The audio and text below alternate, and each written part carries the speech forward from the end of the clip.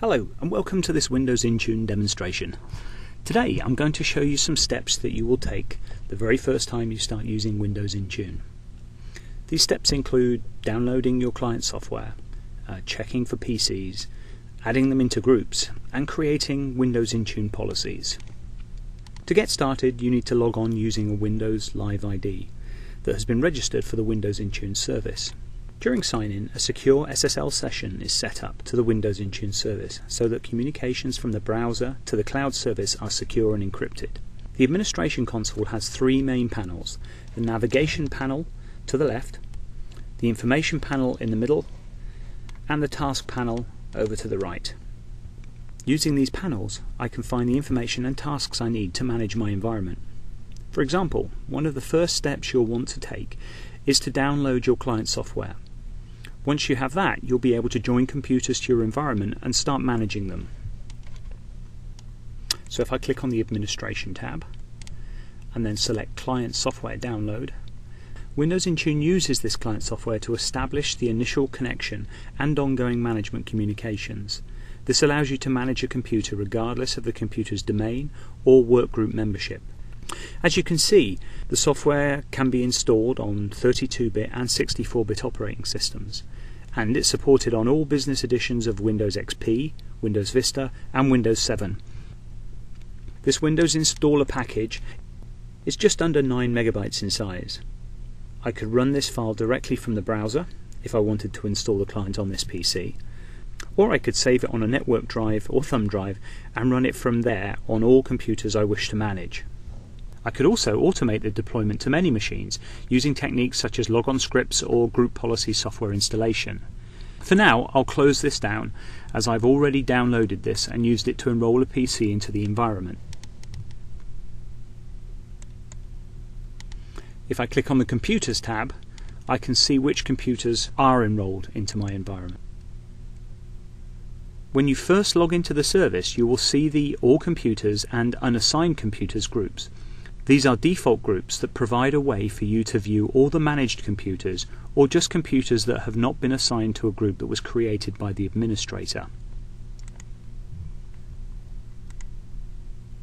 So now I can see the computer I recently added.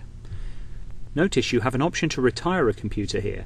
This is what you would do if you wanted to remove a computer from the managed environment. However, for now I want to create a new group to add this computer to. So from the overview screen, I'll select Create Computer Group. When I click this task, I can create a new group.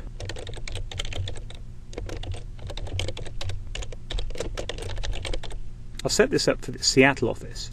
Under the parent group, I'll select All Computers so that this group appears at the top level. Now I'll scroll down until I can see the Members section of the page. Here I'll click Add, and then I can select the computer that I wish to add to the group. Now I click OK and Create Computer Group. And you can see here the Seattle office group has been created. The next step I want to show you is how to create a Windows Intune policy. The Policies workspace allows you to create standard policies that you can assign to groups in your environment. The settings in these policies will control the Windows Intune agents to allow you to set standards that can be applied to many computers. So here I'll create a new policy. As you can see, there are three types of policy I can create. The first of these is the Windows Intune agent settings. I can assign a name,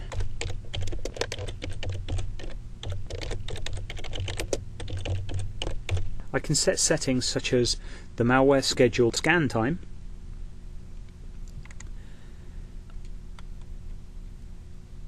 Microsoft Spynet configuration, as well as control the Microsoft update schedule and how they're assigned to users. Now I can save this policy and I'll be asked if I wish to deploy the policy now. If I select yes, I can select the group or groups that I want to assign this policy to. This policy is now in effect and will be applied to the computers assigned to the Seattle group. Next, let's take a look at the Windows Intune Center policy.